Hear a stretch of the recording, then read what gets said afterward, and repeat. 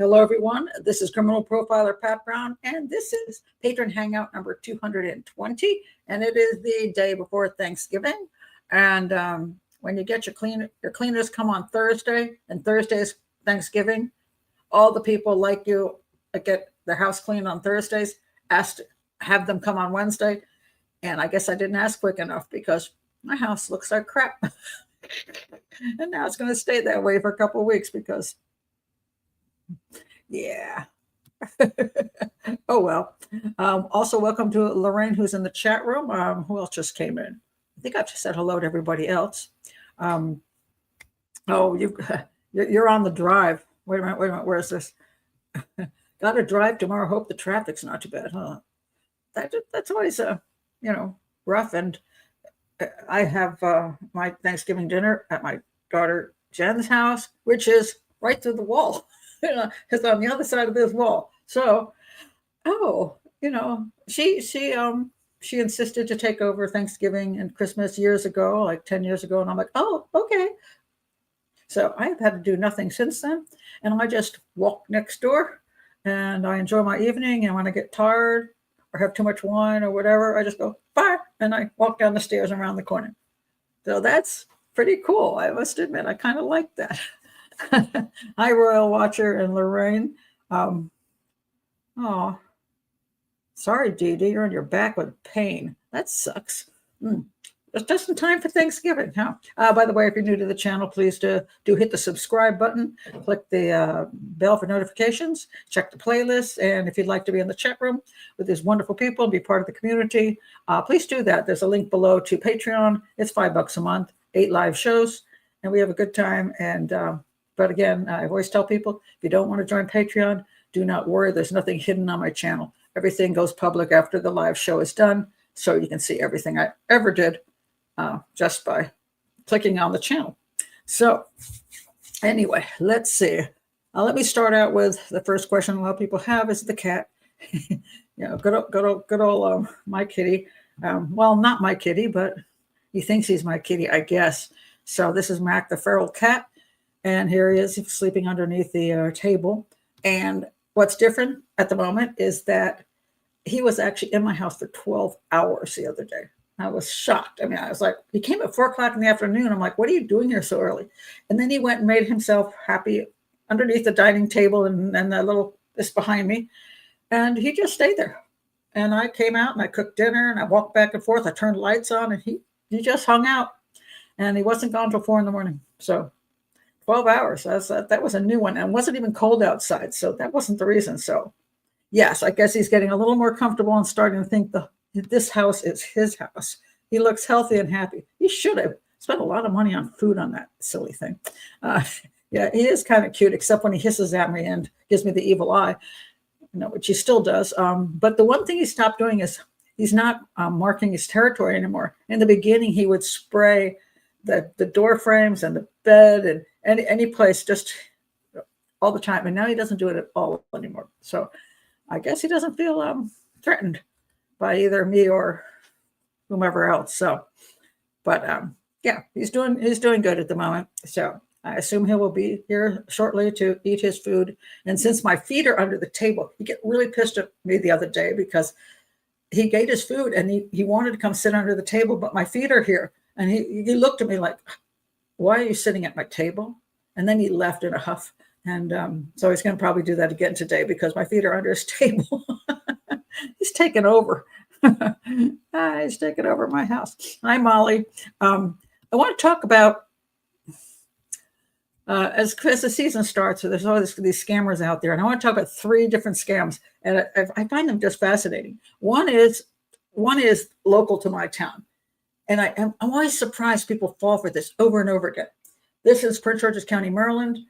Sheriff's deputies, it's people pretending to be sheriff's deputies are swindling people out of more than $12,000 in the past week alone.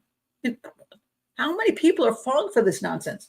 The scammers are using the real names of sheriff's deputies and falsely claiming that the individual they've called on the telephone has an outstanding warrant for failing to appear in court. Wow, a whole lot of people don't think they have warrants out on them or do. Interesting. Victims are instructed to not hang up the phone and are pressured to pay an immediate fee using gift cards or Bitcoin to avoid being arrested. Seriously?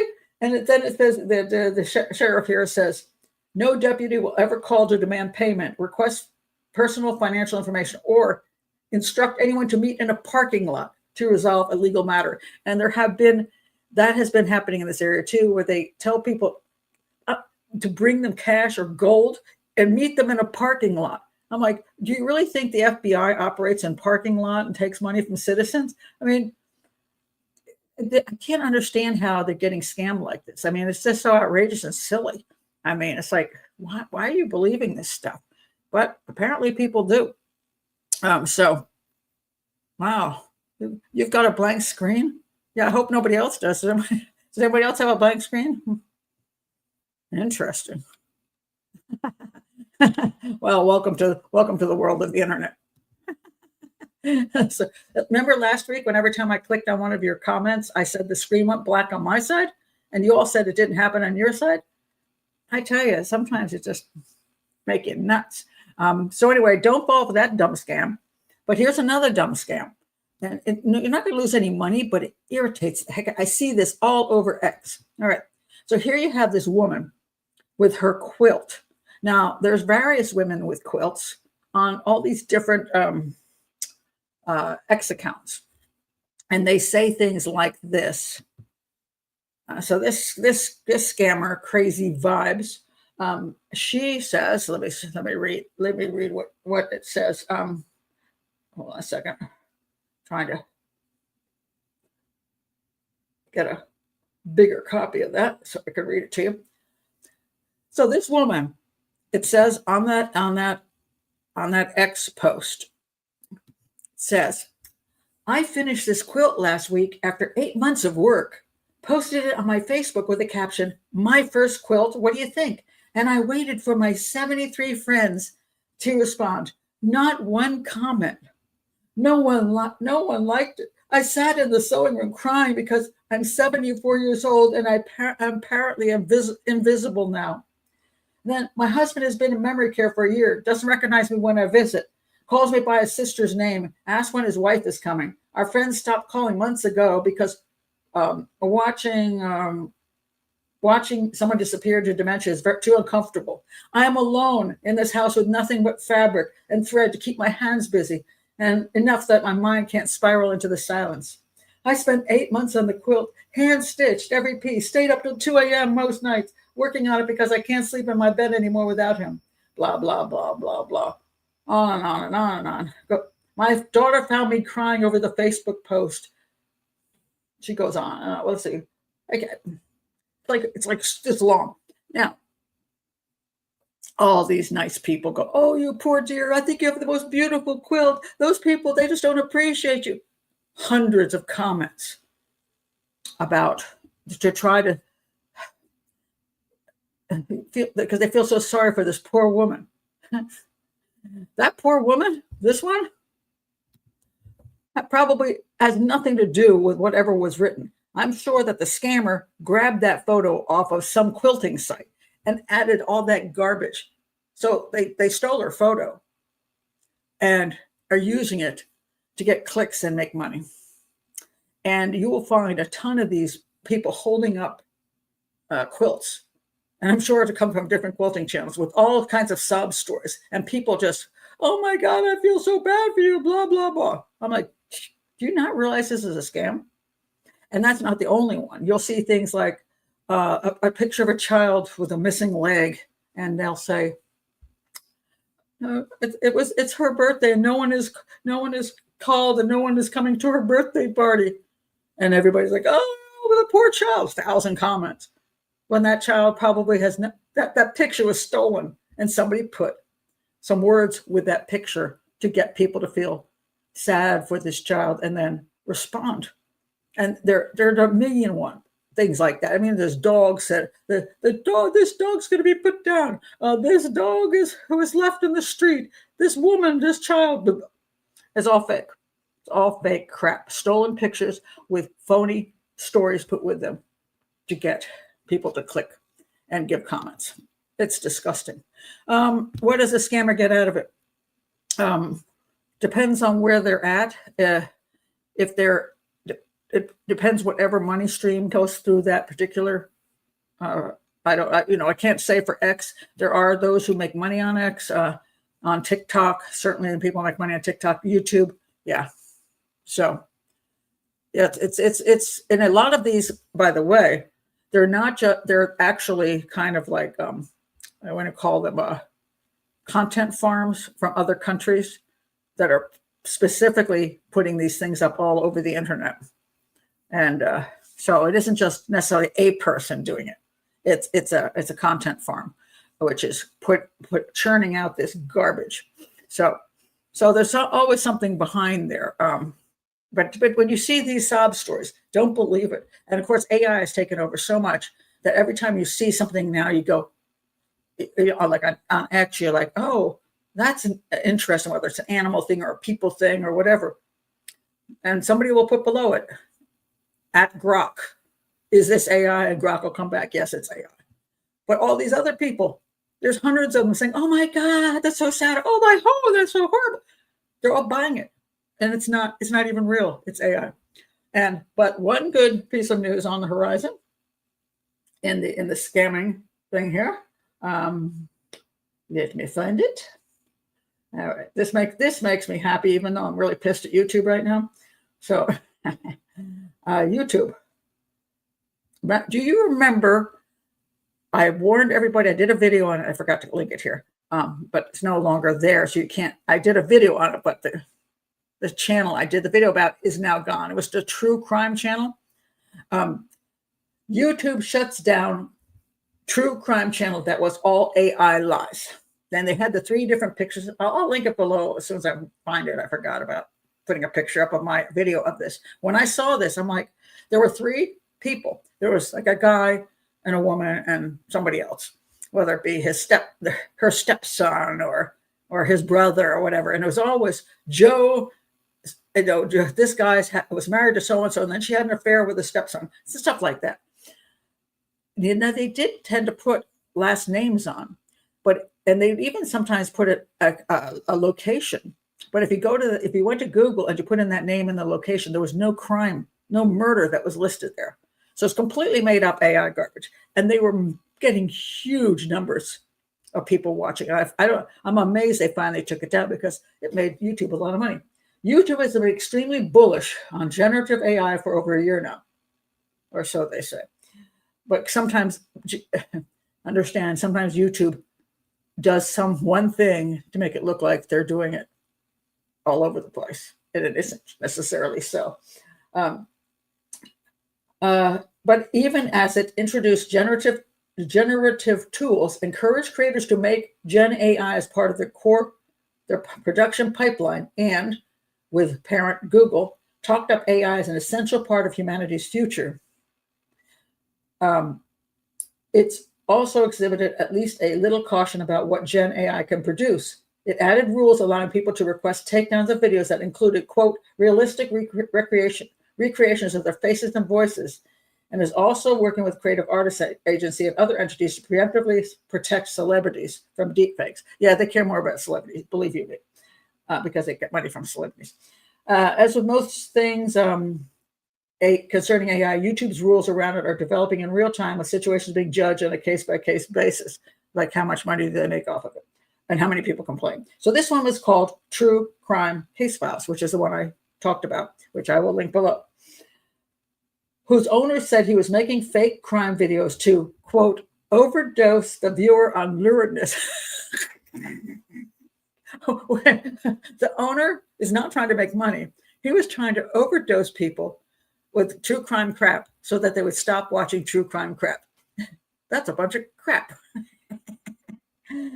He had uploaded over 150 videos, all of them using ChatGPT, Gen AI image creators, and AI voiceovers. But it was the video called, this is maybe the one I complained about. I put up my video about this. I'm like, I think this is the one. Or maybe not. Okay. Husband's secret gay love affair with stepson ends in grisly murder. that would end up getting his channel deleted. But took that, just that one 26-minute true crime video covered a heinous crime. Yeah, I think this was the one I complained about. I'm not going to look this up now. A town supposedly took place in Littleton, Colorado. Elizabeth Hernandez, a reporter for the nearby Denver Post, found out about the video and people began contacting her newsroom asking for more information about the murder. Some people were in fact saying, why didn't the Denver Post cover this? And it's because they made it sound like a big news event, but when you Google it, there's no coverage. That's exactly what I said, no coverage. There was no new coverage because the murder wasn't real. Nothing said in the video was true. The channel owner had made it all up with the help of ChatGPT, but he didn't disclose anywhere on the channel that the stories were false. And that's one thing that bothers me about AI X too, when you show a cute little animal thing or something like a lion attacks a woman in on a safari. If you want to put an AI creation on it so that you can see it as amusing, like those little baby ones where the baby's walking down the hospital hallway and they go, "Where are you going, baby?" And he goes, "I'm getting out of here. My parents are poor as crap." And it's fake because little babies infants don't walk down hallways and talk English, right? So it's fake, but it's cute and funny. I don't have a problem with that, but I would like them to put in the corner AI. And the same thing for everything that's put on X or any place else, put AI. And you can then look at it as an art project. There's nothing wrong with a creative art project as long as you know that's what it is. I have the same problem with photography. When a person takes a beautiful picture, you want to know it's a picture they took. You don't want to think that they manipulated it with all kinds of crap online. In which case, they have a word for it, actually. It's called photo art or something like that. So that it's not an original photo, that they played with it. And then that's cool. I don't have a problem with that. Just be honest. And then you can enjoy those things if you want to enjoy those things. But this guy didn't tell the truth, of course. His identity was not reported because he has apparently been receiving death threats. Sure, protect this piece of garbage. I wanted, quote, the audience to think about why they care so much that it was true, why it matters so much to them that real people are being murdered. Yeah, he doesn't give a crap. That's such nonsense. His explanation did not fly with YouTube. Oh, really?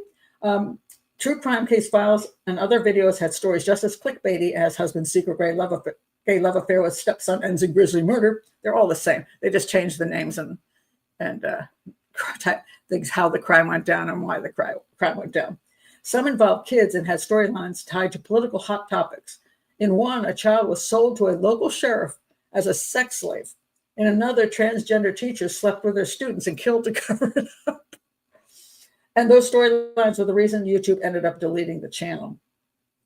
We terminated the channel in question for multiple violations of our community guidelines. Basically child safety. But until the child safety thing, I don't think they really gave a crap because they're making a ton of money. The video that caught Hernandez's attention had 2 million views. 2 million views. And he realized true crime would get views, especially if he hit it that it was fake. Unfortunately, True Crime Case Files is likely far from the only fake content channel capitalizing on both the Gen AI slop era and audiences' continued fascination with grisly crimes. But whether the situation will make YouTube more proactive in targeting and removing these channels remains to be seen. My guess is that's not going to happen. So it is. I think they got pushed. Now hold on a second. Now I just want to see which one I came out after. Profiler Pat Brown, fake crime channel, fake crime. Let's see. Well, all I can hope is that maybe I did have something to do with it, because here, I won't twist. Okay, here is my thing. Stepdad's affair with stepson ends in grisly murders. This is the one. And this one I got 99,000 views on. That's probably one of the highest amount of views I've ever gotten. And so, yeah. So maybe my video did some good. That's kind of cool. I'm happy to see that. That's neat. Who knew? So I feel good now. I did some good. So yeah. So that was the one I went public with. It was garbage, and so maybe that actually did something. Although YouTube, yeah, I mentioned before that yeah, I'm fighting the good fight.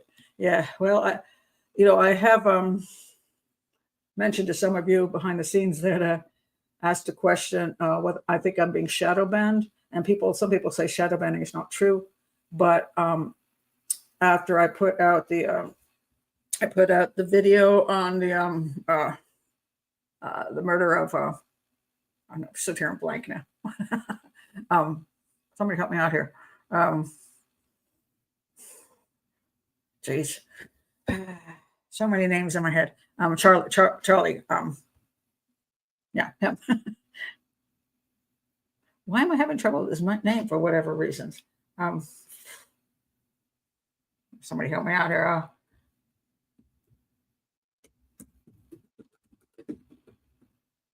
Oh, Kirk. Okay, Charlie Kirk. Okay, so when that shooting happened, I did. Thank you, Charlie Kirk. Yeah, I just blanked. I try never to do anything political on this channel, and people always ask me why, and I say because it causes people to get in the chat rooms, get nasty, comments get nasty. I try to avoid it as much as possible, but every once in a while, when it's an issue of something that just struck me, I did this video. I did it in September 17th, somewhere around there. And it was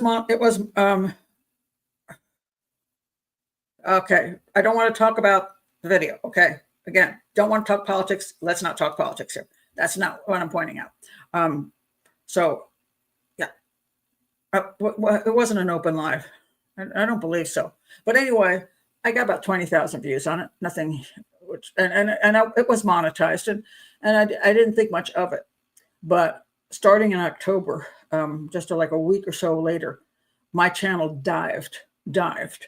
I had a sudden loss of, like, instead of like 170,000 views per month, it went down to 70,000. I lost like 100,000 views per month. My subscribers went to minuses. I used to get 600, 1,000 subscribers a month, and that helps because what a lot of people are going to unsubscribe over time. They click on it and then later they unsubscribe. You have to have new subscribers in order to survive as a channel. And I went from 600 to 1,000 a month to minus 12. The same time, all the views disappeared, and my income went down to 50%. So now some say, hey, it's happening to everybody. People are just having trouble. YouTube's doing stuff. It's AI. But this went off a cliff after that video. And sometimes what happens is the algorithm will shadow ban you. In other words, they will just, because you put in certain words, they will suddenly just not recommend your video, not have it show up. And it's been now that way for almost 2 months. And it's pretty frustrating because I spent 5 years on this channel and I want to keep an educational channel going.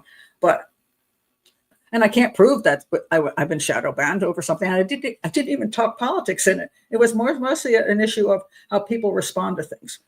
But I have no explanation for that incredible change, which hasn't happened in 5 years. I've had ups and downs. I've had slower months, but that kind of stuff. Never have I had no subscribers. Never have I had 50% loss in income. That's crazy.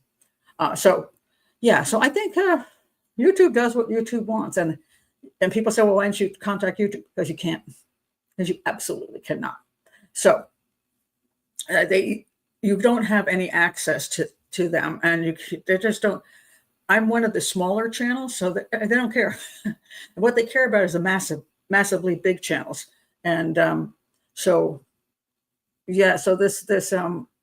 a lot of these AI crime things and many other AI channels that are just garbage keep going because YouTube makes a lot of money, or they could simply ban all AI channels. They could, but they don't. Why not? And then if they're being pushed, and that garbage channel was pushed by YouTube. So while my video isn't going out, they pushed that. So it got 2 million views. So that's on YouTube. YouTube knows where the money's at. And now I think they got I don't know if my video had any impact because it brought attention, because I think 20,000, I don't know, that's enough attention being brought to that particular one. But whatever, maybe I helped a little bit. And I'm sure there are other people out there who, you know, saw this was an issue. And altogether, maybe we did make an impact that they felt they had to pull that down and finally pull down the channel.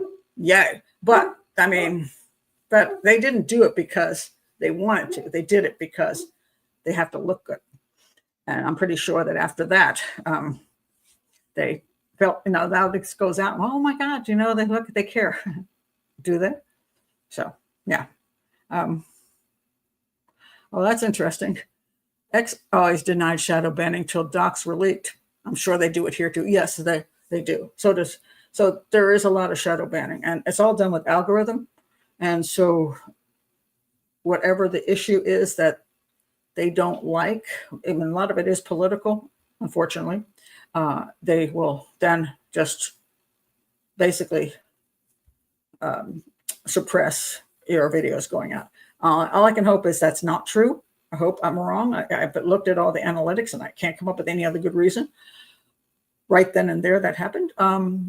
All I can hope is that they lift this shadow ban, or for whatever reasons my channel picks up again, because you can't keep going when that kind of stuff is happening. So, and I'm an educational channel. I'm a very small channel. I make. Do I have what? STYB. Well, I don't know what that is. What's STYB? What is it? I assume it's a misspelling, but do I have what? Oh, no, you're talking about Substack. Now, what happens is people will recommend, oh, why don't you go to some other channels? Because YouTube is the big one. This is where you can earn a living. Other places you can very rarely earn a living unless you're already well known. And then you can go over to Substack. You can go over to Rumble. You can go to a lot of places and make a living if you're already got 1 million followers. So I don't have that. So I can go to other places. All I do is work my ass off and get nowhere whatsoever. I know that. And it's the same thing as selling books when you're selling, when you're doing self-publishing. And people say, well, Amazon's not the only place. No, it isn't, but they own like 95% of all the sales. If you don't have your book on Amazon, you don't make much. You don't. And that's a reality. So, you know, it is what it is. And so, no, there's no place to go. So, I don't think that's true. I do not agree with that. No, because somebody puts in the algorithm what they want stopped, because they have put those words, like the words they're putting into the algorithm that have got my videos demonetized. Somebody puts those words in. The algorithm doesn't do it on its own. That is a human being that decides what the algorithm is going to select to demonetize videos. And so, no, that's not exactly true. That's what they want you to believe. It's not exactly true. There's a lot of politics behind both Google and YouTube, which are the same thing. Now, Google owns YouTube. And that's what I point out, for example, about the Innocence Project on Google. When the Innocence Project gets somebody out of prison that is guilty as heck, you can barely ever find any information on the case because Google will selectively put everything Innocence Project Pro on 50 pages before you can get to any real information. And that's the way it works. So they do make their choices. So, yeah. So a journalist or on Substack, it doesn't make money unless you're huge. I'm just pointing that out. The concept that you can just go over to someplace and start over again and try to do stuff. I was a blogger for years. I never made a penny. So yes, big people make money. Big people. They're never going to have an issue making money because they're so huge. Okay. And once they're huge, they can just, they have a team of people spreading their stuff on all kinds of channels. And they can do that, but the small channels cannot do that. So all I hope is, keep fingers crossed that things pick up again, because it's very frustrating, and it's a way that a channel dies. So YouTube, thank you for taking down that one channel. I do appreciate that. Okay, so a little good here and there. All right, You hear the doggy barking now? Somebody let the dog out. Somebody let the dog out. Okay, what do I want to talk about next? I want to talk about serial killers. Florida. I'll start with the other one first. In Texas, that is barking dog. I don't think anybody's home to put the dog back in either. Okay, back here in Texas. Now, this has been an issue for quite a while, but now they're saying, let me see if I can find it. Where's the Texas stuff? Oh, Texas, where are you?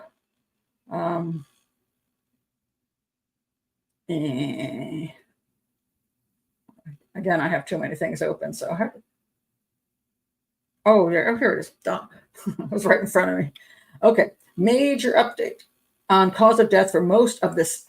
Major update on cause of death for most of the 28 Houston Bayou victims spark fresh serial killer concerns.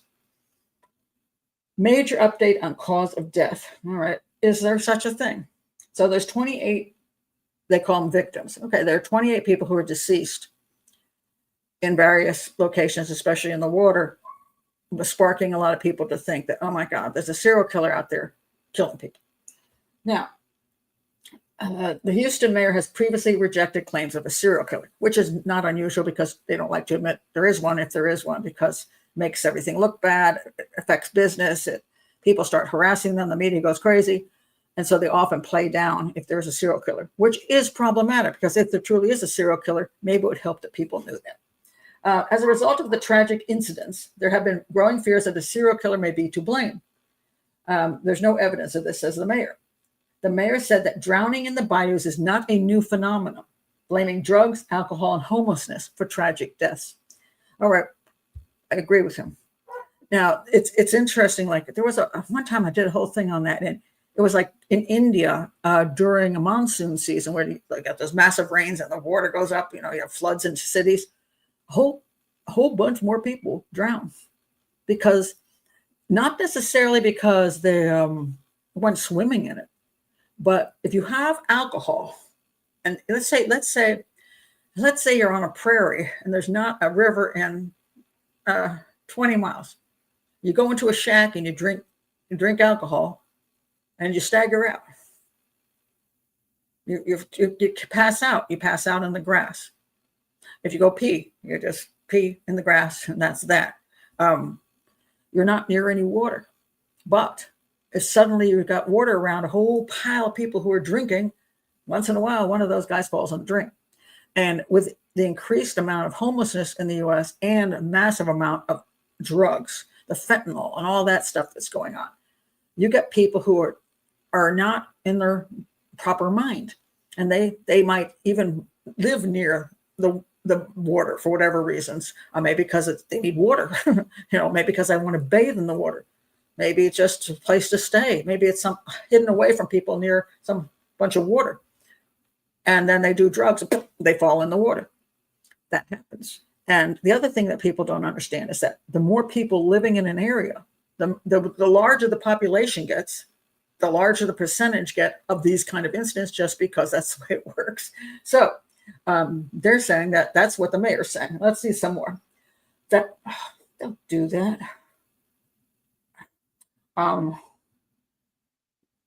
Okay, here we go. Okay. Let's see. The Harris County Medical Examiner has now ruled 6 more people found in the Houston bayous this year have had an undetermined cause of death. Now, according to the Medical Examiner, this is when it is impossible to establish with reasonable medical certainty the circumstances of death after a thorough investigation. Why is this? Because they weren't shot, they weren't stabbed. So they're in the water. Now, whether they drowned, now some people will say, oh, well, somebody drowned them. Well, if they find the bodies quickly enough, you're going to find out if somebody attacked them. And if they got no signs that anybody attacked them, then unlikely that anybody drowned them. So for the most part, the reason they're not finding any cause of death is because there isn't anything obvious, because they probably drowned. And And the other possibility is they've been in the water too long, and it's hard to determine a lot of things, but you will still determine gunshots, and you'll still determine stabs. This way they hit the bones and stuff. So it says here, some more people, 15 of those to have lost their lives in the Houston buyers have been listed as undetermined. Other victims with the undetermined. There's a whole bunch of undetermined.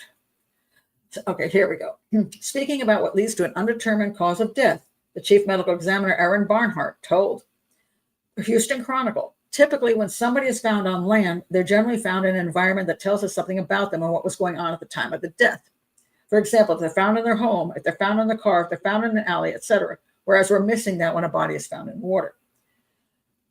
So, but people are claiming that, the mayor is gaslighting the city of Houston, but let's see about this. Okay, so the woman who's complaining right now, one of the women, lost her cousin Kenneth Cutting Jr. said, that gaslighting over him. Kenneth Cutting Sr., the victim's father, said, all of them people didn't commit suicide or fall into the bayou accidentally and drown. It's ridiculous. It's been so many of them the last 3 years. Okay. Cutting Jr. was nowhere to be seen after a night out in Houston. Okay, a night out. So I'm going to say a lot of drinking done, probably. An autopsy looking at Cutting Jr.'s death found no external injuries, while a toxicology report concluded there were no drugs. So there probably was alcohol. So they're saying there's a serial killer and they're dumping the bodies in the bayou. Okay. Now, one of the interesting things to me is I would like to know how many of the people that ended up in the water ended up as undetermined, how many of them were homeless, how many of them were drug users, how many of them were known to be highly drunk when they walked out of a bar near the water. Those are the things I want to know.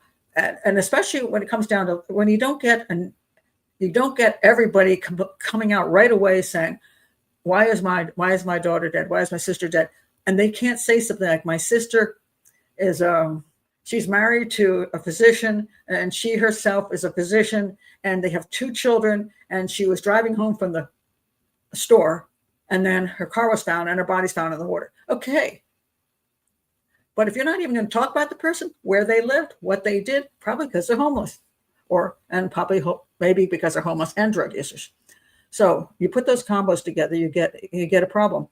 And in certain areas, there is just a higher congregation of homelessness and drug use and bars and alcohol. And that's the way it is. And so nobody's trying to pull the wool over anybody's eyes in this case that I can see. Let me check some of your comments. I'm going to go to the Florida one.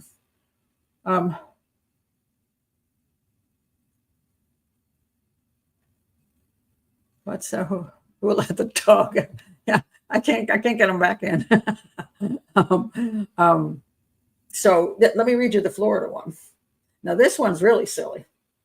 I mean, I can understand some people's concern about they're usually autopsied, yeah, because they want to know who. They want to know what killed that person. But the thing you usually find is that there's no sign of any kind of injuries. And this is where the stupid concept came up that the smiley face killer was killing, going from state to state, killing strapping young college boys in Minnesota and Wisconsin, and maybe even have a group of them that were on the internet saying, we're going to go kill some guy. So they waited for some big, huge guy to come out of a bar. And somehow they managed to subdue him and drown him and leave no sign of damage. That's nonsense. It's absolute nonsense. There's always going to be, for the most part, to be some sign of damage. So, yeah. All right, so here we go. Let's go to Florida. Florida serial killer fears spread after 3 women are found dead in 3 days. All right. Florida authorities are pushing back on social media rumors about a serial killer on the loose in Jacksonville after 3 women were found dead in separate incidents over 3 days. The sheriff's office says they're unrelated stop pushing these rumors out. Now let's see, are they really unrelated? Let's look at how these women died. Okay, first one. On Saturday, 24-year-old Cherish Nunley, a mother of two, was found fatally shot in a parking lot. Okay. Fatally shot in a parking lot. Well, there's major possibilities there. Is somebody she knows or a robbery gone wrong. She's not sexually assaulted, so you can get rid of the sexual homicide. Usually when women get killed and there's no sex involved, it can be a serial killer, but it's really usually not, because usually male serial killers are like, well, I might as well rape her if I'm going to kill her, except for a few unusual ones like Son of Sam, who didn't seem to be interested in that. Now let's look at the next one. The following day, a fisherman discovered the body of Tiffany Felton beneath a bridge on Blanding Boulevard. Doesn't say why she was under the bridge, who she was. On Monday, deputies were called to a rooming house where another woman was found unresponsive. Details of the death are not immediately clear. Okay, rooming house usually means, I'm not saying you can't live in a rooming house and be in good health and good mental state. But a lot of rooming houses have people with drug issues and homelessness on and off and things like that. Some scummy people also hang out in rooming houses, so you can have a lovely person, but the other people living there might not be so good. So since they haven't said what she died of, it could be drug overdose. It could be somebody attacked her who lived in that same rooming house. But you got three completely different things. You've got a woman shot in a parking lot, and you got that we know somebody killed her probably, and probably somebody who knew her, or a robbery gone bad. You got a woman under a bridge. We don't know how she ended up under the bridge yet. And we got somebody in a rooming house, which seemed totally disconnected to me. I see no reason to believe that they're connected. 3 bodies in 3 days. Well, yeah, it's called Jacksonville. We've had 3 bodies in 3 days in Maryland as well, in the Washington, D.C. area. That's not that unusual, especially if you add in somebody who, personal killings, and then somebody who's a drug deal thing, and just get different reasons. So I don't see any serial killer there. Now, sometimes they will not admit there's a serial killer, and that does bother me a great deal, because if it really does reek of serial killer type of crimes, there should be somebody out there. The police should be saying that this guy is a serial killer. Don't say, oh, no, we're just not a serial killer. No, we need to know this person was killed at this time. We're looking for a psychopath who is likely a serial killer. Because of sexual homicide, it's probably a serial killer, almost always. So, yeah.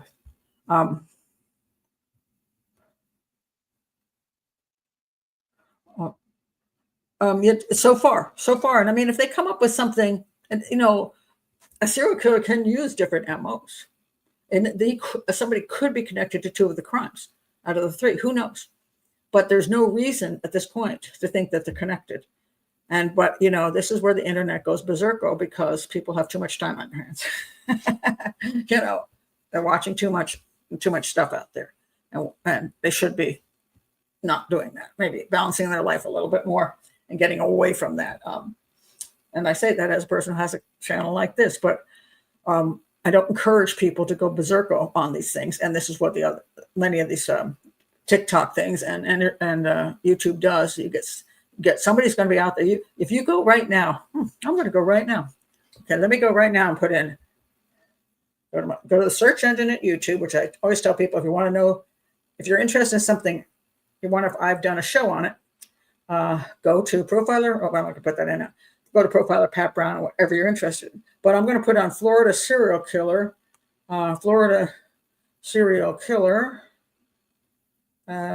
Jacksonville.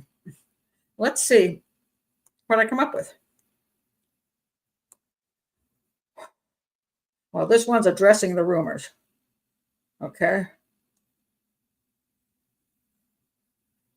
I'm trying to get away from the local news, trying to play this down.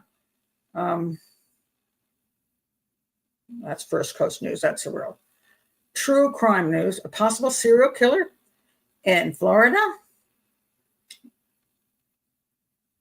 it's 4 years ago, so that can't be it.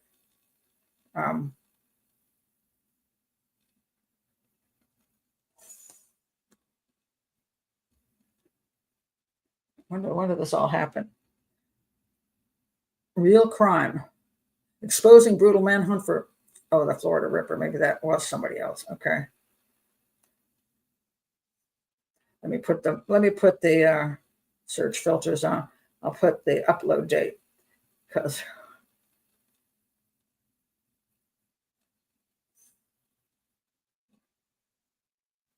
Florida's serial killer fears. Serial killer speculation rises. 3 women found dead. Florida serial killer fears. 3 women dead in 3 days. These are not 3 women dead in 3 days. So those are not. There's not too many yet, but those are not news channels. Those are YouTube channels. So not that isn't the worst I've seen. So I'm glad to see that it hasn't completely gotten out of control yet.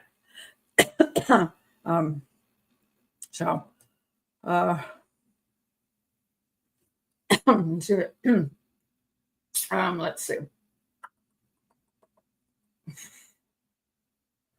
Oh, I did want to talk about David, or D, how do you say his name? D4VD. The stupidest thing ever for a name. Okay, singer D4VD, which is David, reportedly now is a suspect in the death of the Celeste Rivas, a 15-year-old who ended up in his trunk of his car. Now he's a suspect. We've been wondering whether he was ever going to be a suspect because so much time had passed. Singer David has been identified as a suspect in the death of Celeste Rivas. A teenager went missing, was found dead in the singer's Tesla in September. The decomposed body of Rivas was found on 8th of September, and it was registered to him. His real name is David Anthony Burke.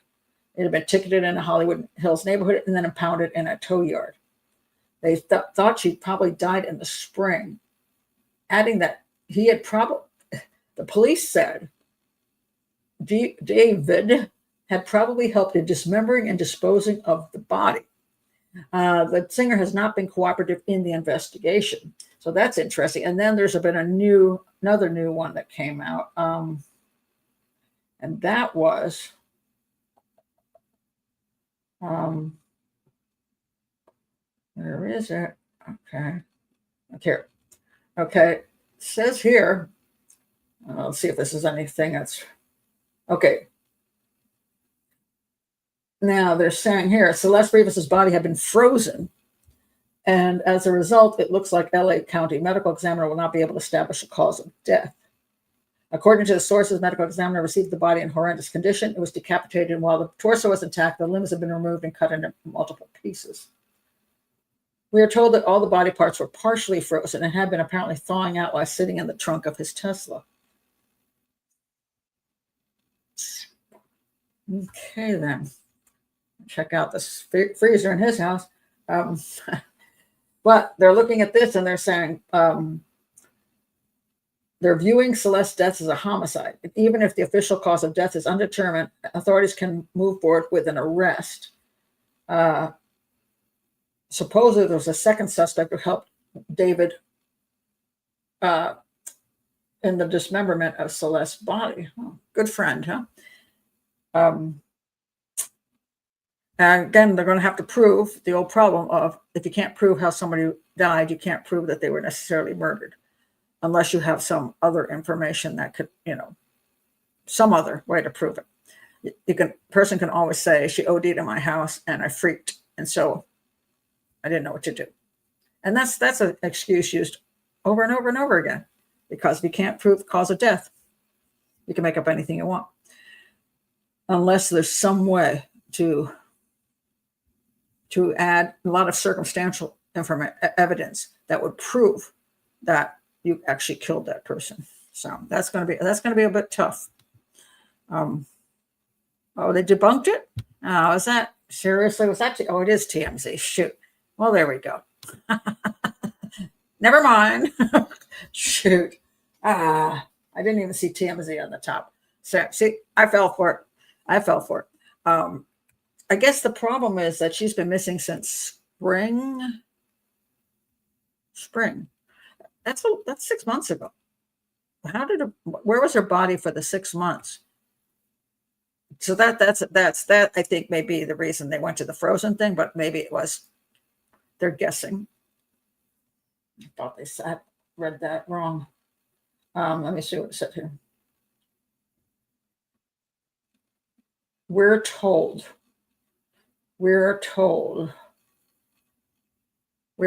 Okay, this is a problem. We're told by whom, and that is a problem. So, yeah, we're told.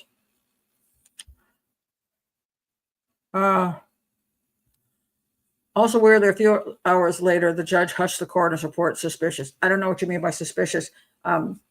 Police don't go to the fact there's a big cover-up. No, I don't believe it's a big cover-up. And this is used every time there is a slowdown on a case where they have to, if they're having trouble proving something, they may be taking it slow. They may be doing stuff behind the scenes. You have no idea. So the cover-up is, and it may have been leaked, but it sometimes TMZ is completely, crap. Other times, like the National Enquirer and actually the Daily Mail, is usually pretty good on crime stuff. They do somehow get information that probably somebody leaked. But again, it's interesting. And that's the only thing we should look at, is it's interesting. And but it's hard to, I would find it hard to believe he didn't know anything about this particular crime. You know what I mean? She just ended up in the trunk of his car.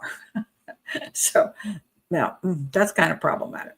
I want to talk about, where is he? Oh, this guy. This shows you how our system works. This is crazy. This guy is, hold on, let me find him. Okay, where are you, buddy? Where are you? Let's see. Oh, there we are. Okay. So this guy,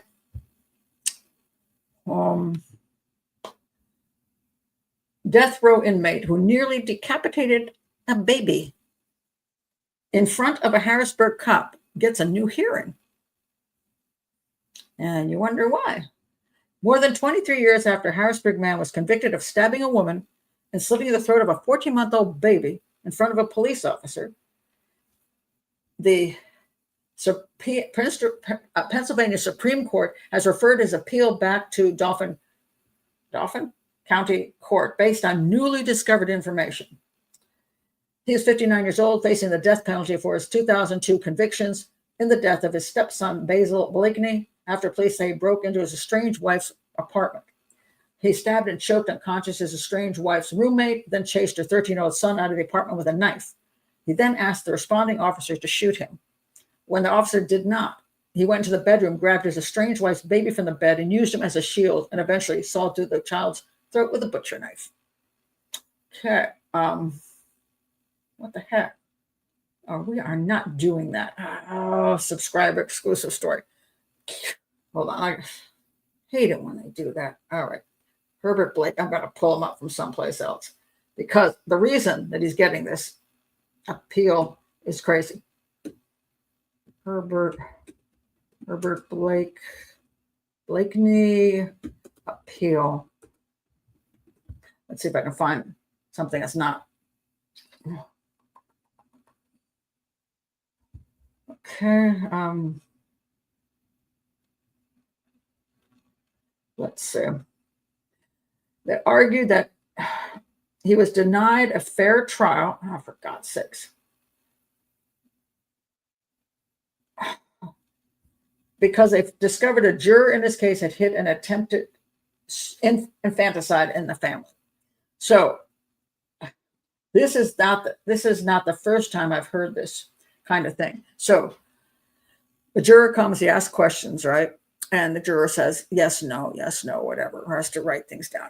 And suppose that they're saying here, I can't get good information here, because all these things are blocked. Let's see, maybe Facebook has it. Let's see. Let's see. Now it's still pen live. This person said in Facebook, why waste the money on appeals? They've had a moratorium on death penalty for years, so he's going to be in prison for the rest of his life anyway.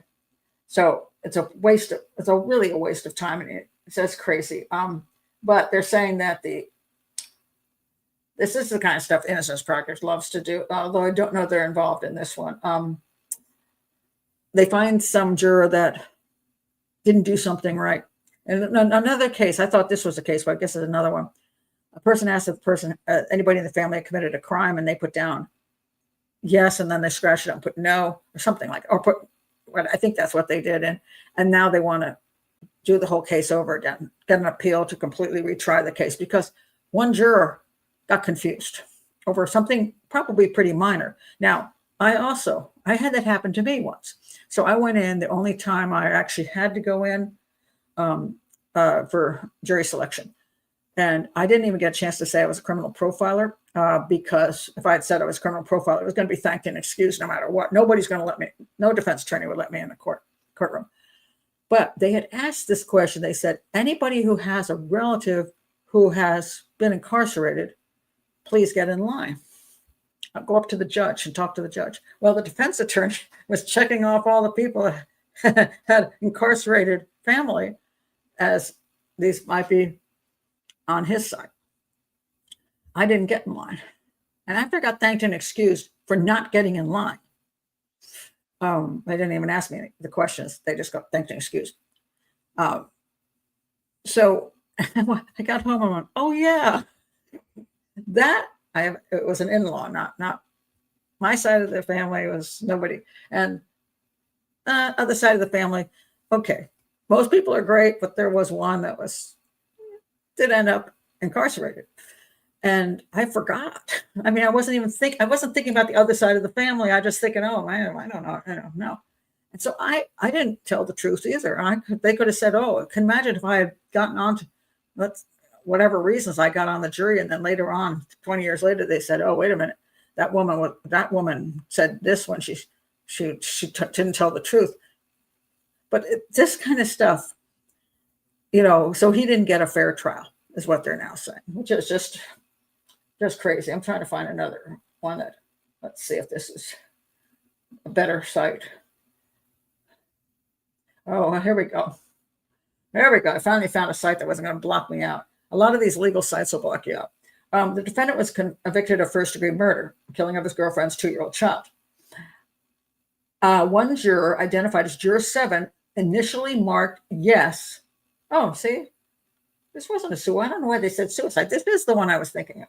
I don't know why the other one said the other thing.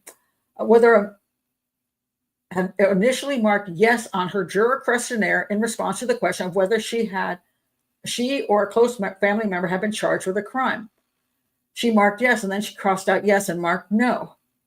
More than 20 years later, new post-conviction counsel investigating potential juror bias discovered an obituary listing juror number 7's family members. Counsel determined that the juror's nephew had been charged with attempted murder and related offenses involving his own infant child. The juror's nephew's own preliminary hearing occurred on the very day the juror was questioned during voir dire and the defendant's trial. So I thought that the yes, clearly she should have said yes. I don't know why she didn't just say yes. I mean, I don't know why she crossed it out and said no, because it was her nephew, and it was a pretty big crime. The defendant, his prior appeals have been denied, filed a third petition arguing that this information constituted newly discovered facts that could not have been found earlier through reasonable diligence. He contended that juror number 7 provided a misleading answer during voir dire, and he was therefore denied his constitutional right to a fair trial and impartial jury. They have, so their decision. The Pennsylvania Supreme Court vacated the dismissal and remanded the case for an evidentiary hearing. So I wonder if he's going to get a whole new, it's ridiculous. I mean, it wasn't like they didn't see him kill the kid right in front of them. You know what I mean? So I'm not quite sure what it means when they say an evidentiary hearing.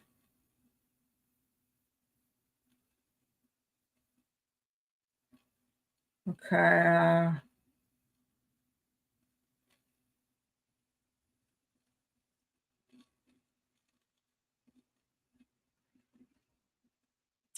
I don't know if they're actually going to give them the new trial or whatever, but this is so ridiculous, and there is that point where you have to be sure that everything is done properly.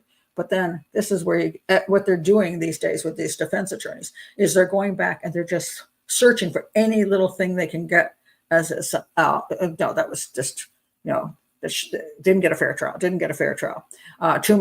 Too many of a certain race on there, didn't get a fair trial. Too many of the wrong gender on there, didn't get a fair trial. Something happened, didn't get a fair trial. And if it's really truly was an issue, really truly clearly would make a difference, well, I get it. But most of like this is just so stupid. I mean, it's so stupid. I mean, yeah, crazy.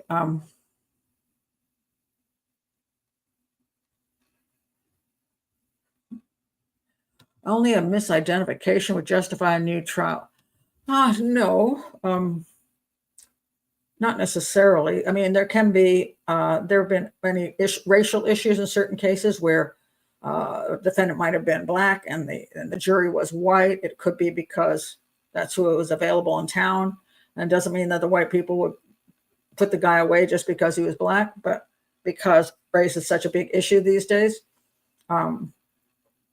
that somehow now qualifies as you can't do that. So, but then you wonder how many have to be, how many of certain race have to be, and why does necessarily people of another race are going to be racist, but that's the way they think these days. So they're looking for anything they can hang their hat on to get the prisoner out, and even when it's an obvious crime that's just like ridiculous. So it's sad. It really is sad. Oh, that's a good point, Clarissa. They need grunt work for the interns to do. Yeah, because the one of these innocence projects and the colleges have all these students who get very excited about doing all this boring research for no money. Yeah, and so they get them involved, and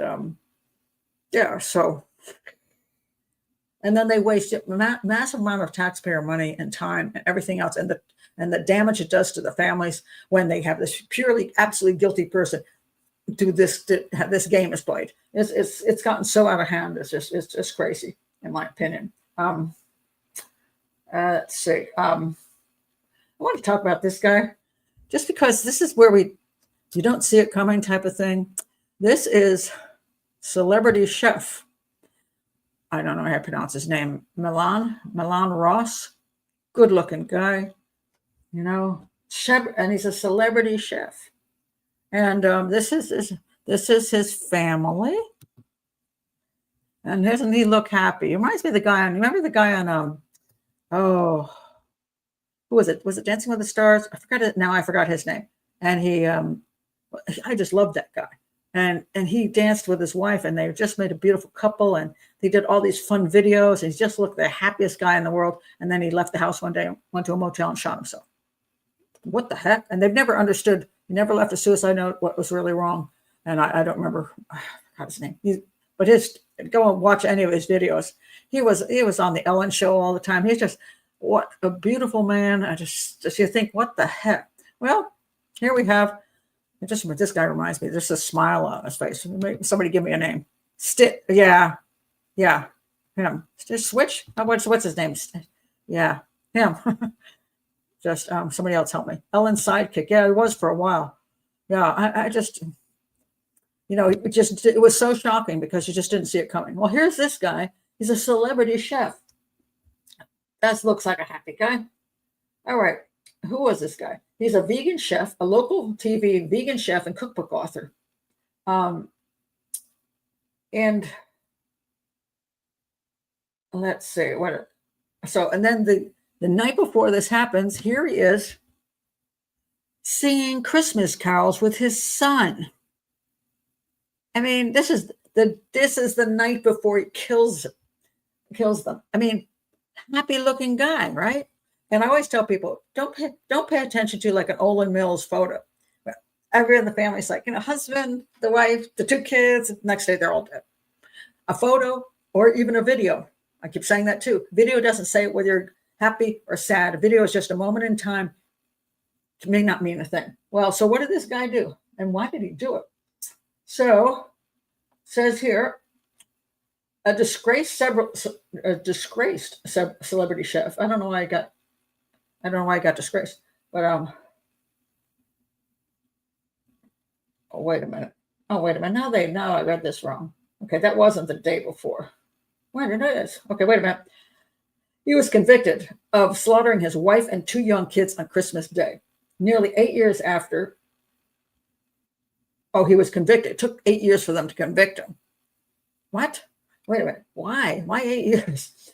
Nearly 8 years after he posted a cheerful, caroling video with his son the night before the killing spree. So 8 years ago, on Christmas Eve, he's had this wonderful video, and then he killed everybody on Christmas Day.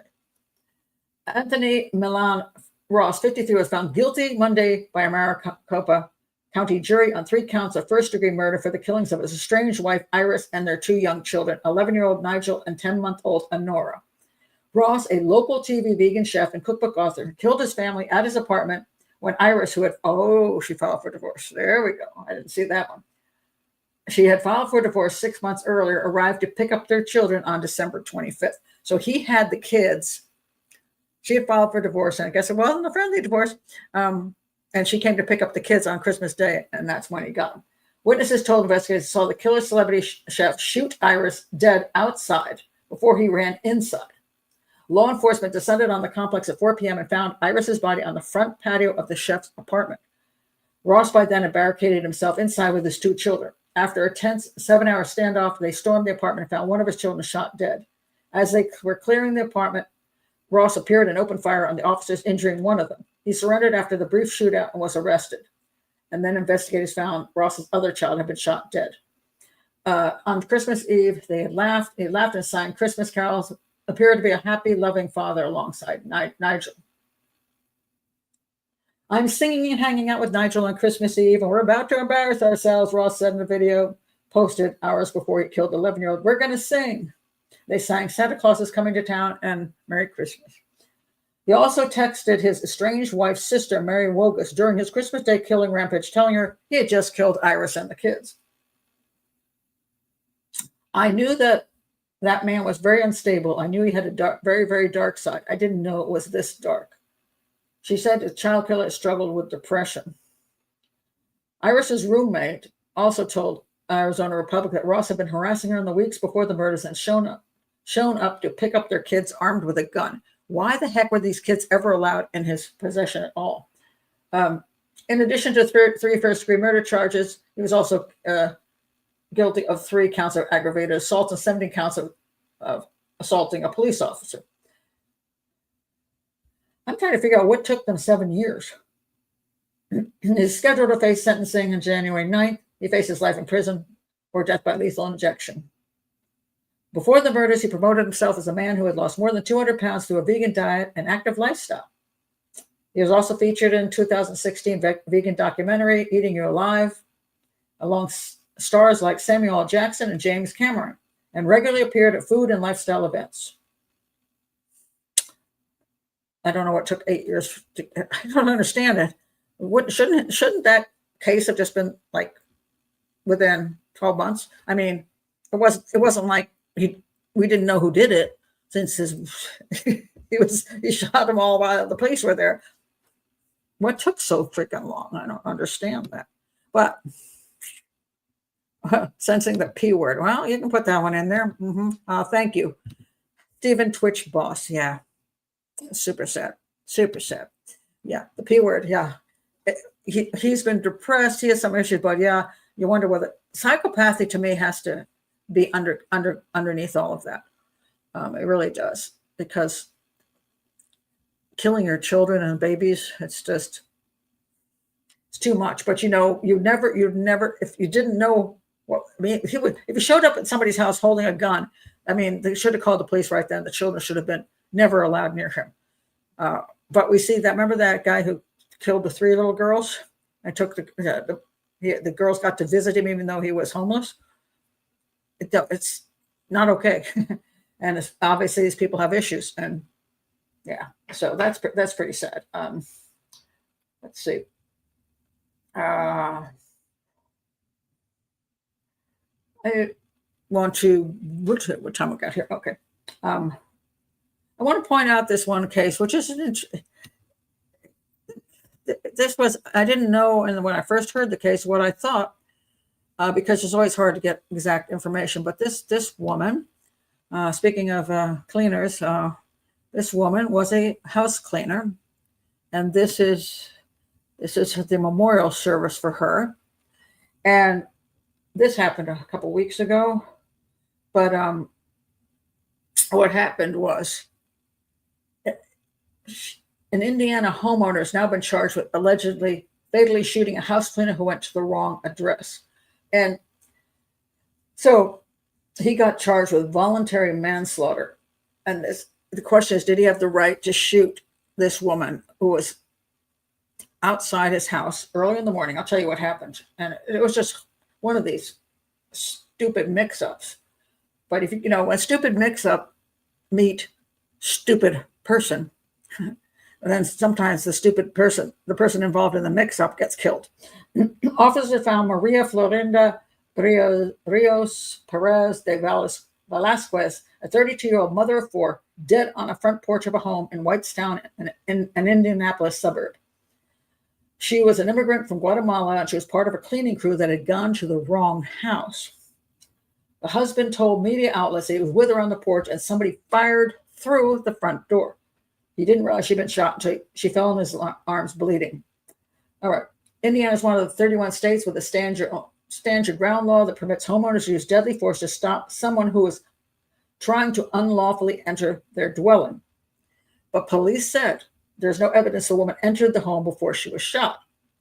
Okay, so that is the problem as to whether he had the right to shoot her. So what supposedly happened was they were supposed to be going to a house that was unoccupied. One of these neighborhoods where I don't know what you call them. When they have the house that you're supposed to check it out, before you go buy the house in the neighborhood. I haven't shopped for a house in so many years, I don't remember now what's that's called. But they were supposed to go to that house, and the GPS sent them to this house. And unfortunately, they were there really early in the morning. And they were there, and there's a little argument over this, but I think they were there just before sunrise, so just before it got light enough, so that it was still dark outside. So the homeowner, they had keys out there, and they're opening the door to his house, and there's 2 people out there. Now I don't know why, if he couldn't see them, if there was no light on the porch, but he basically had 2 people who he thought were breaking into his house. He supposedly shouted something and then shot through the door. Do I think he deserves to get was a probable cause? Yes, I think so. I think he did. Supposedly she never even got the key into the lock. But I'm not sure that makes sense to me. In other words, where they were sent to the wrong house, but usually when you open the door, you're ready to put the key into the lock, but they say that she didn't. So I find that a little confusing. But even if she tried to put the key in the lock, because the key's not going to fit, right? This guy then would hear the doorknob rattling, and 2 unknown people on the doorstep in the dark, opening up his door, trying to get in through the door. That could cause some concern, but that just because you hear that doesn't, in my opinion, if you do not know what the reason is that somebody's messing with your doorknob, you don't shoot them through the door without seeing them, without knowing, without them actually entering your house. And because that's how, remember the other week I talked about that poor roommate who came home and The woman who owned the house where she was rooming thought somebody was breaking in and saw the woman in the hallway and shot her in the dark. She had no right to do that because, first of all, she knew she had a roommate. And she shouldn't have jumped to a conclusion that this person was somebody trying to attack her. And she didn't see the woman clearly, and she shot at a whatever. But, there is this interesting issue.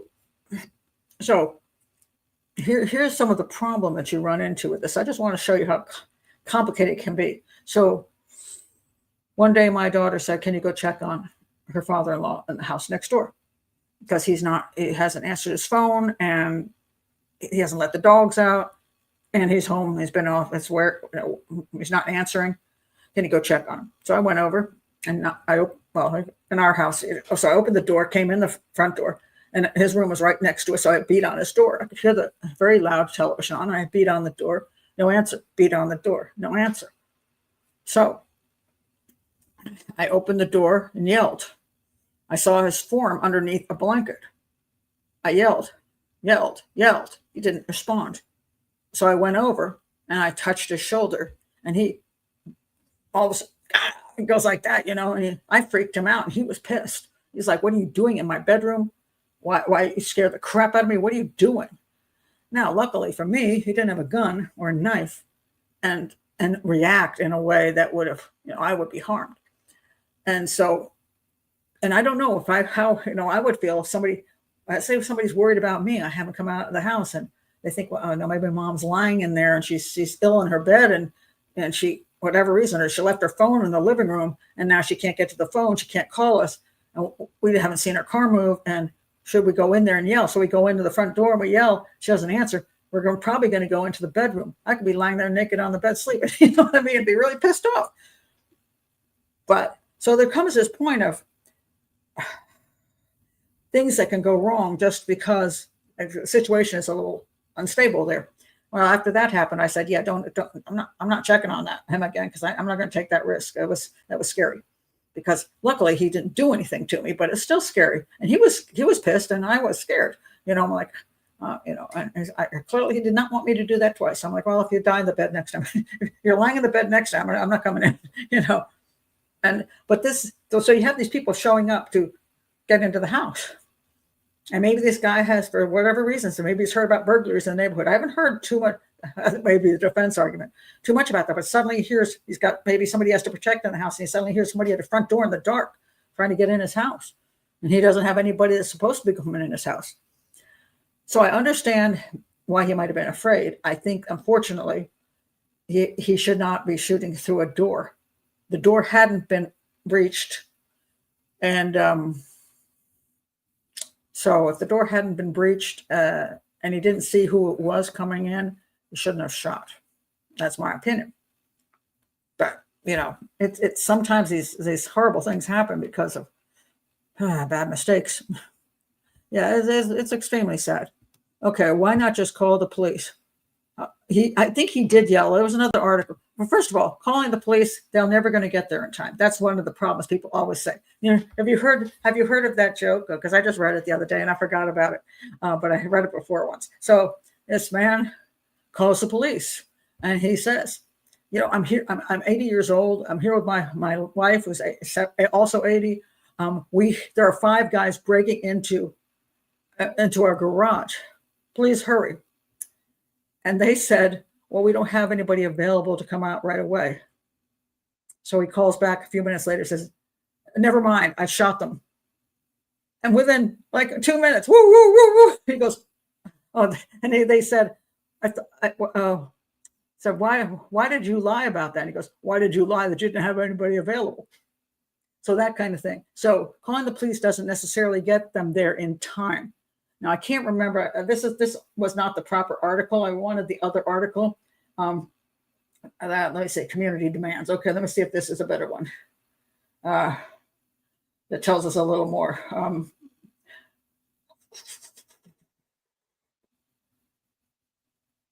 Okay. At 6:49, officers responded to a 911 call reporting a possible residential entry in progress at a home. So he did call the police. When they arrived, they found Rio Perez with a gunshot wound on the front porch, along with an adult male. All right, so I don't know. Oh, it says here she had not used the key yet when he heard the gunshot. She dropped the keys, and as she fell, he moved to catch her. We don't know that that's actually true, that she had not used the keys yet. So something had to happen before. She wasn't just standing on the porch. She had to open the door and do something, at least with the knob, so that they thought, the person inside thought that she was breaking in. So the police were called, and I think he yelled something, but it's a horrible situation. And again, I don't think the guy should have shot through the door, but he got, people get easily frightened sometimes, and then they make very poor decisions when they're frightened. Because one of the rules about shooting a gun, and I learned this when I went to take a class in how to shoot a gun, and also what the rules are. And the rule is always, you should never shoot at something you don't know what it is. And you should only pull the trigger if you think that within the next couple seconds, you'll be dead if you don't. Those are the basic rules. And so, because you'd rather take a chance with the court than, because otherwise you'll be dead, or the person you love will be dead. So you have that, you shoot somebody also to protect somebody. But you should also know what you're shooting at. So if you don't know what you're shooting at, and you already called the police, you did not need to shoot somebody through the door at that point in time. You could have gotten behind a piece of furniture, aimed at the door. There's a lot of things you could do. Apparently, he wasn't the brightest. Yeah, and people. I say, unfortunately, what happens is people get freaked, and then when something happens, and they don't think clearly, and they do stupid stuff. You did that. He didn't have a reason to think his life was in danger. Could have looked out to see who was there first. I don't know. I can't quite get all the information on this. I don't know that he didn't, but what he would have seen was a dark figure, or a couple dark figures on the front porch at his door. It was not bright light yet. It was dark and maybe just beginning to be sunrise. So you got two people rattling around at your front door. I'm going to say, all of you right now, if that happened to you right this minute, you heard somebody rattling in your front door and it wasn't a relative, you'd be freaked. I'm not defending the guy. I think he made an error when he shot through the door. And it was horrible because it was, this woman who was just doing her job. And she was a mother of 4 kids. So it's horrible, absolutely horrible. And unfortunately, that's what, when you go, that's awfully early in the morning to start, it's not even daylight. And so the whole thing about the wrong address, GPS, I don't know who screwed that all up too. The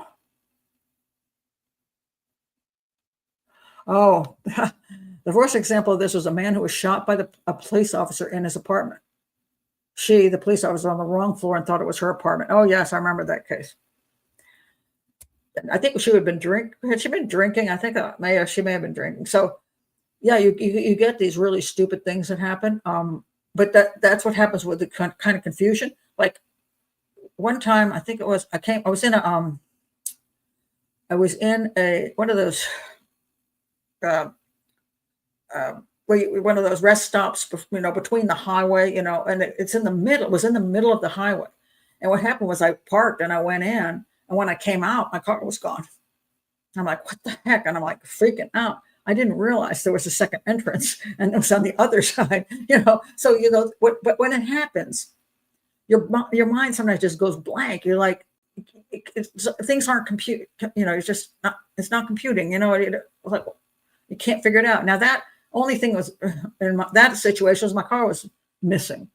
I wasn't physically in danger, but yeah, so, and again, if you have a weapon, this is a very important thing to understand. If you have a weapon, that weapon, it is your responsibility to properly handle that weapon and not to do something stupid. And so if you shoot through a door, kill somebody, and it wasn't even the door wasn't open. I don't know. I don't quite understand. I can't remember why she shot by the police officer in his apartment. So how did she get in his apartment? I don't understand that. I can't remember whether she knocked and found I mean, she knocked and a guy answers the door. You don't just shoot him. So I think she was messed up.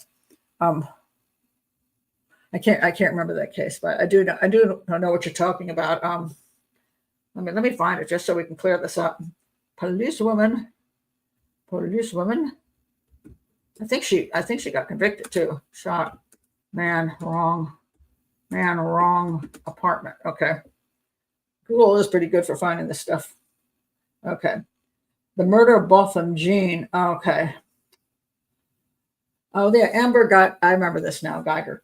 Okay. This happened in 2018. Accountant Botham Jean was murdered in Dallas, Texas by an off-duty Dallas Police Department patrol officer, Amber Geiger, who entered Jean's apartment and fatally shot him. Geiger, who said that she had entered Jean's apartment believing it was her own and believed he was a burglar, was initially charged with manslaughter. And then they got a protest because it was just manslaughter. Then she was indicted for murder. She was found guilty and sentenced to 10 years. Now, how did she end up in... Okay, they lived in separate apartments. How did she get in there? Wait a minute. The floor plans are identical. Okay, I can understand that. She left work at 9:33 p.m. after a 13-and-a-half-hour shift.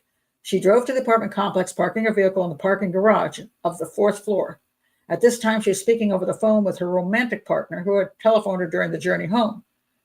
And she was on the phone until 9:55, still wearing a uniform and handgun. She walked to Jean's apartment, which she would later say she thought was her own, although there were prominent visual clues that she was on the wrong floor, including the distinctive red doormat outside his apartment and the absence of a large planter like the one outside her apartment.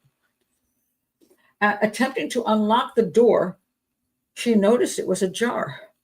Oh, okay. So she tried to get in, and then she said, oh, it's not locked. And then she, of course, if it's your apartment and you know it's locked, now you're worried. Now you think somebody's in there.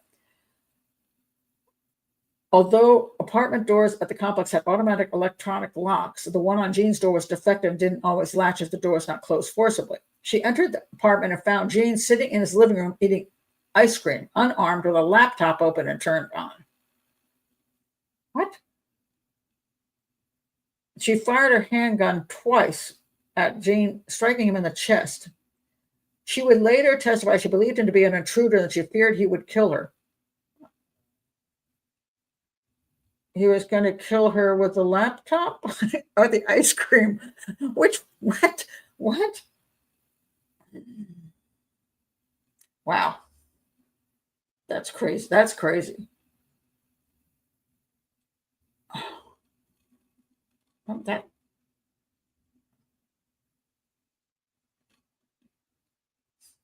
Yeah. I would say, just looking to see what else there is.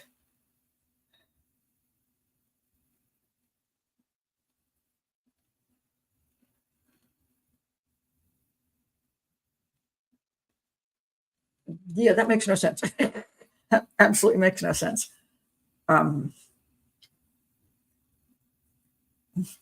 Yeah, I don't know. I think she had to have some kind of, I don't know, kind of issue she had, but she shouldn't have been on the police force. I'll tell you that. That's pretty creepy.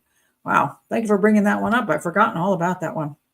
I had. All right. This is, speaking of true crime stuff, I meant to bring this up earlier. So there's this article was, you'll never look at true content crime the same. This is from these two women meet our hosts. They're trying to bring a whole new spin on what true crime should be as opposed to what it is. All right. And the reason they're doing this, which I really approve of, let me find it. Okay. In a saturated true crime landscape, you bet it's saturated.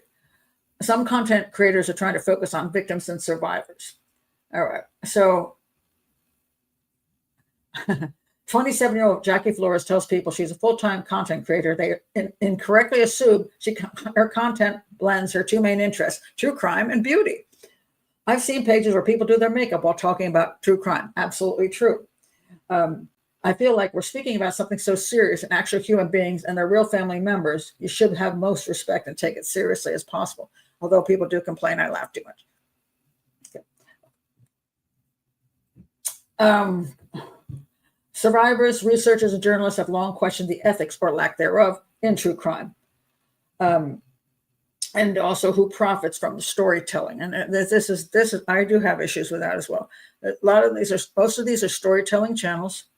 They're meant to intrigue people with a terribly horrible thing that happened, and oh my god, and then they do makeup or sit on their bed or whatever, and they make a lot of money. They have huge numbers. People just it's like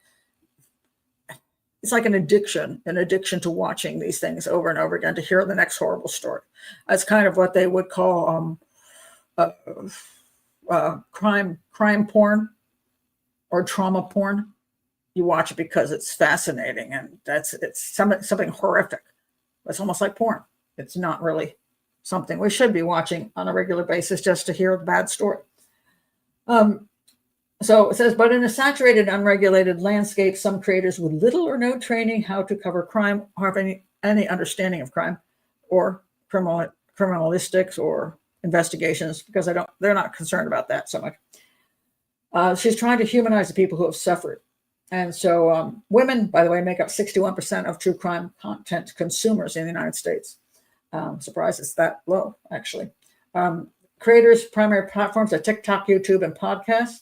They make varying amounts of money from their work, but it's usually not their sole source of income. Well, that's because most of them are new, and most of them aren't monetized. But once they get monetized, they can make a crap load of money. So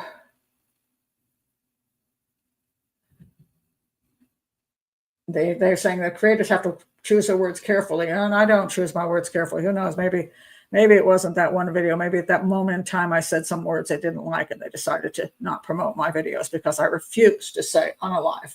And R4PE or spell the word R4PE, because you can't say rape. It makes zero sense. We can talk about people being brutally murdered, but we can't use basic English words to describe things. I just can't go there. I would probably quit before I do that, because as a professional, those are words that are used in a court of law. I'm not going to ignore them. In an investigation, you have a rape investigation. You don't have a R4PE investigation. So I just think it's nonsense. So let's see. Generation Z is not watching the news. They're probably getting the news from Twitter or TikTok. That's probably true. So anyway, these women are trying to talk more about victims, and I think that's nice. Let's see, a bunch of other stuff here.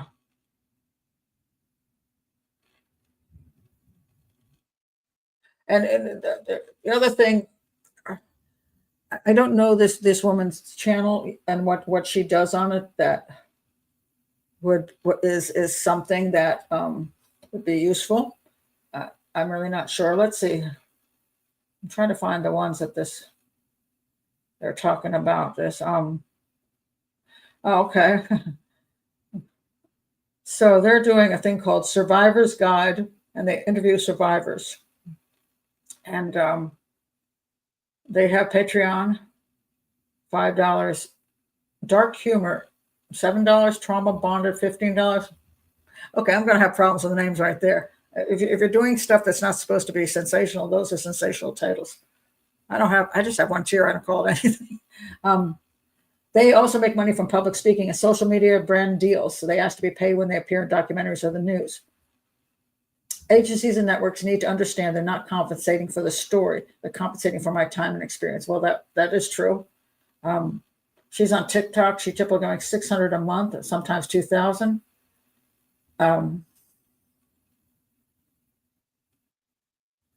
We're not going to sensationalize anything. These stories are sensational enough. The bravery it takes for people to come out and say these words with their full chest and stand behind them is unparalleled. That's what we want people to find as sensational. So I think the survivor thing, now I'm going to disagree with this. I'll disagree with this for this reason. I kind of was like, oh, good, you're not a traditional storytelling channel, but they're bringing on survivors and having the survivors tell their sad story.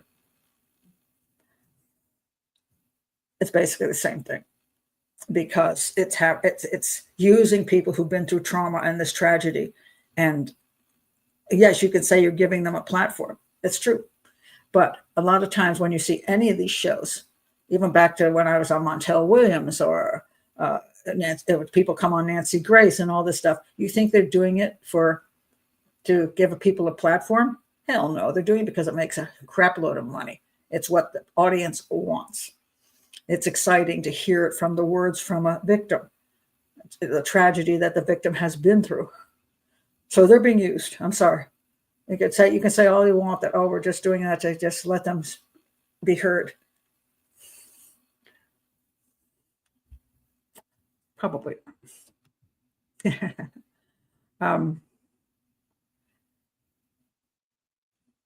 woman I've known loves true crime. Anyone loves true crime.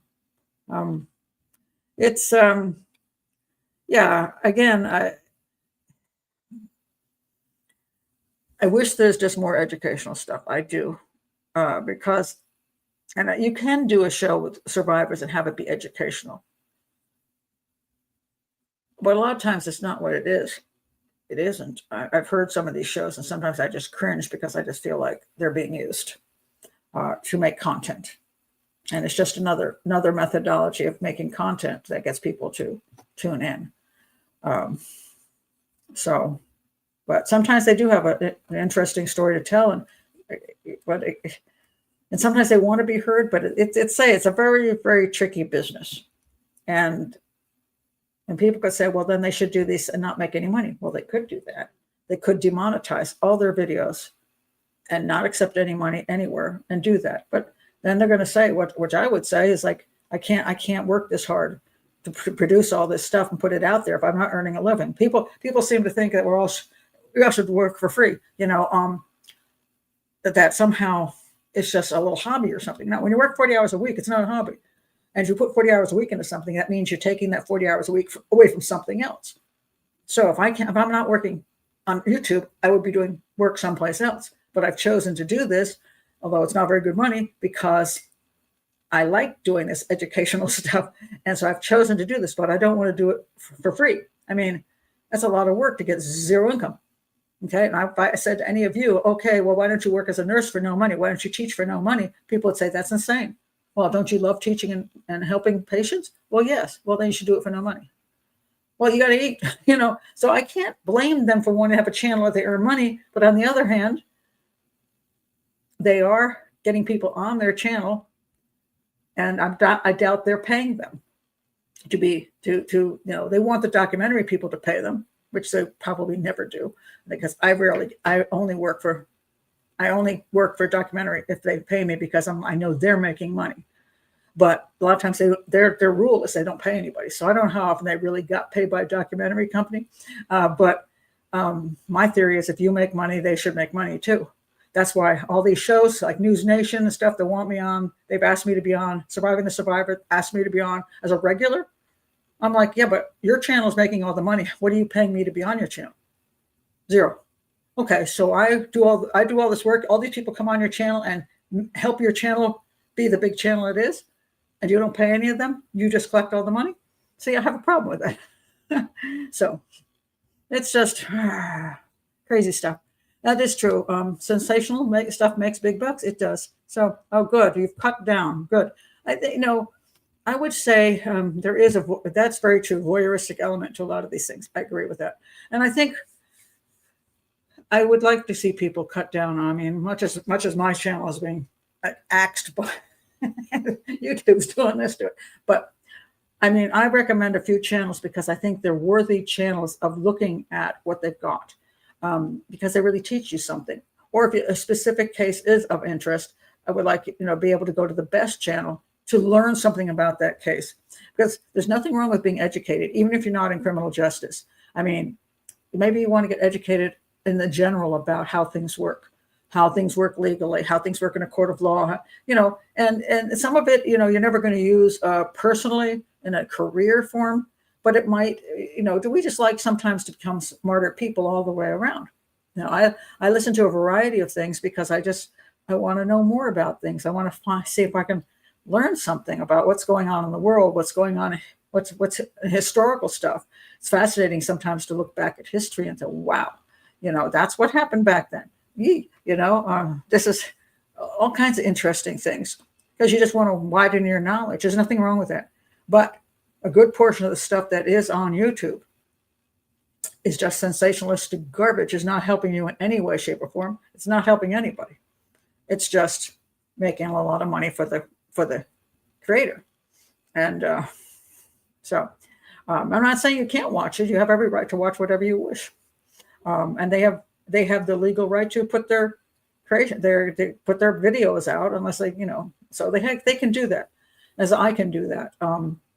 But I just always recommend people to try to find the most reasonable educational channels. Make sure the people doing them, if you're going to talk, if they're going to be talking about investigations and doing crime scene analysis, make sure they have some clue what they're talking about, that they actually have a background.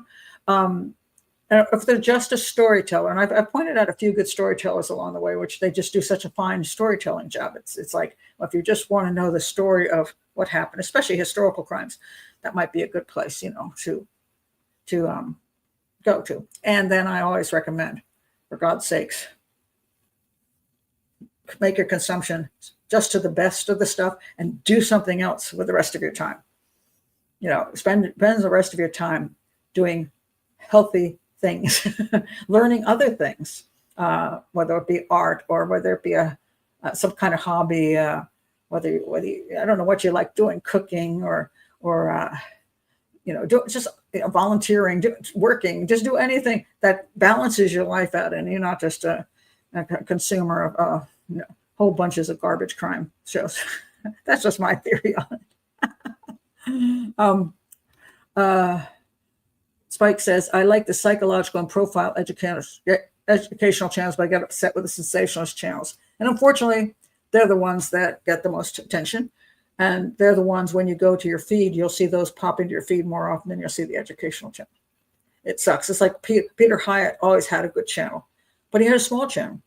And I don't think he hardly made any money off of his channel. I don't think he cared about doing that because he was working full time, and he only did that.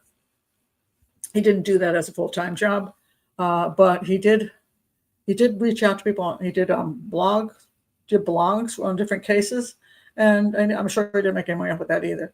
And so, he had something to offer, really something to offer. So I think he's worthwhile listening to.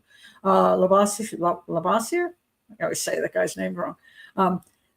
I've listened to some of his shows, and I think they're pretty darn decent. So Derek Lavoisier. I always want to say Lavoisier but I think that's not how it's pronounced, Lavoisier.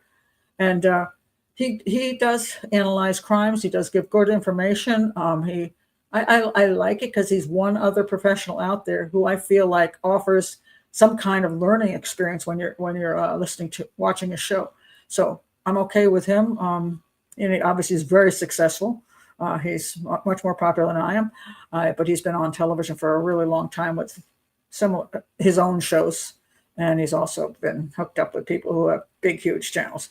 And bully for him, Deception Detective has some interesting analysis that's going on, and Ken Maines. Although I have my issues with Ken Maines, at least he's an educational channel to some extent. He tries to be educational on his channel.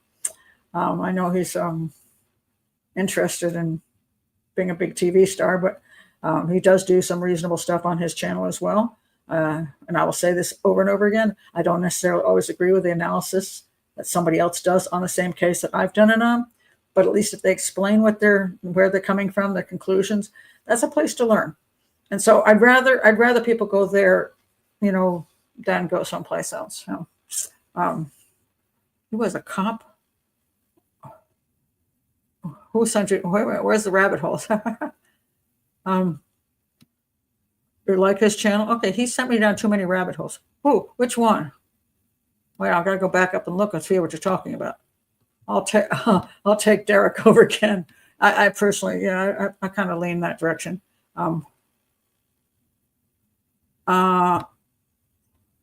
Okay, you can try me and let me see if I know this particular couple.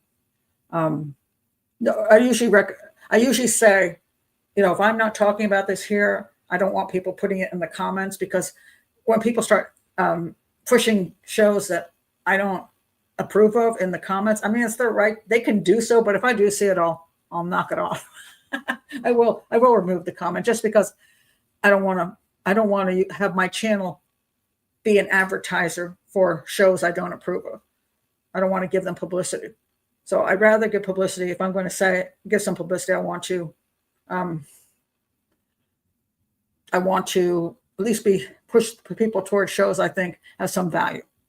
Then I don't mind giving some publicity to people, because why not, if they're something worthwhile looking at. Okay, so now you got to say, Spike, who is it that you're so obsessed with? Okay, tell me who they are, and let me look them up for a second, tell you if I know who they are. I'll let you do that. Since you're a patron, you're in the chat room, and then I'll say what I think. Who is it? Because I know people have recommended things before, and I go over and I look at it and go, yeah, no. Like who was that psychologist? Indian American dude. Always wears his shirt's too tight. Does anybody know who I'm talking about? Yeah, he's always got a real tight shirt on. I guess he wants to show off his chest or something. But I don't like his stuff at all. I find him dreadful. But he's got a huge channel, and people really like it. So if you can remember who that guy is. Too many names. Okay, come on, Spike. Where are you? I'm waiting on Spike here. Okay, that's the name of the channel. What? Oh, true. Well, that's the name of the. Oh, wait a minute. That's the name of the channel. Oh, I thought you were just talking about it in general. Have a look. I think I'll be impressed. Oh, that's good. They teach people not to make assumptions on body language. Okay, I approve of that. Oh, yeah, that guy. Thank you, Dr. Das. Dr. Das. Yeah. Bahut acha nahi. Okay, that just means not very good in Hindi. Okay, wait a minute. I'm just checking this out. Let me pull up. I want to see. I want to see if I know them. I really don't like the body language stuff. It's so overdone and ridiculous. True crime and psychology. Okay, this is okay.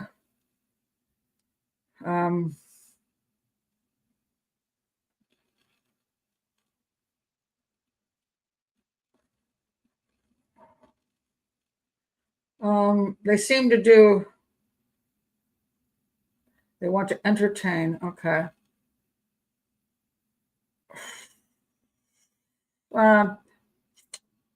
I see they do a tremendous amount of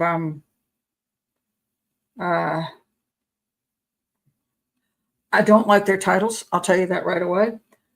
And maybe this is because this is the only way you make it on YouTube.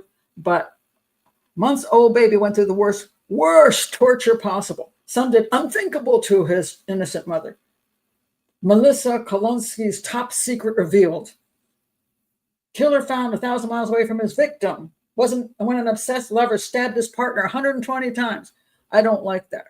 I find that sensationalistic titling, and I do not like that because I find it probably works.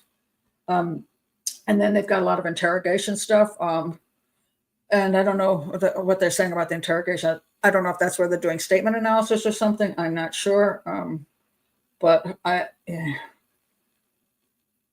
every horrific frame exposed on camera. Party ended in bloodbath. I don't like what I'm seeing here, just from the titling. And I want to know, who are these people?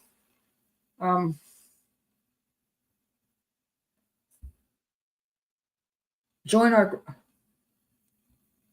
An expert analysis by a team of top subject matter experts and psychologists. Who are they?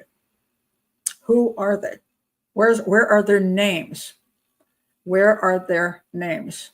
Because they're claiming they're a team of top subject matter experts and psychologists, and their names are not included in their description. I have a problem with that. Why not? It's so, their content's so well educated. All right, I want to know who they are. Do you know who they are? Do they get? Wait a minute, it's not the one? Oh, wait a minute. Oh, whoops, maybe it's a different one. Oh, wait a minute, hold on. True crime and psychology? Wait a minute, you might be right. That might not be them. Wait a minute. True crime, psychology and behavior. Oh, maybe. Wait a minute. And behavior. Oh, wait a minute. Maybe that wasn't them.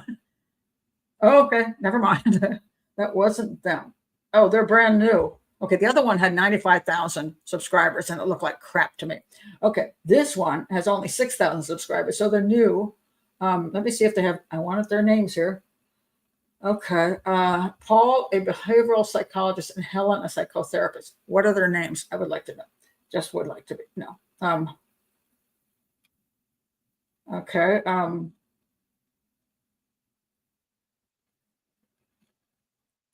all right. Little less appalling on the titles. So I'm going to do, here's what I usually do. This is how I test things. I go to the most popular video, which is the Menendez brothers, and then Natalie Grace is next, and then Paris Bennett. All right, Ted Bundy, Ruby Frank, Gypsy Rose. Probably going to disagree with them on that one.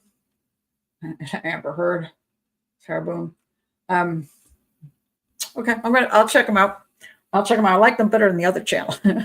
I do. Oh yeah, he's very arrogant. I just did not think he was good at what he did, and yeah, he just.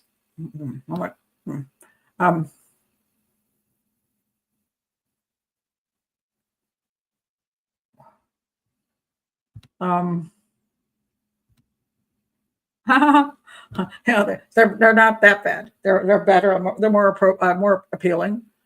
Paul's a very high professional and gets asked to do big cases. Who is he? What do you mean he gets to do big cases? Who is he? And I don't see there again. I'm bothered. I want to see who they are. Member Substack. Let me go there. And the only reason I say that is I know Deception Detective doesn't give his name out, and I'm bothered by that. I really wish he would.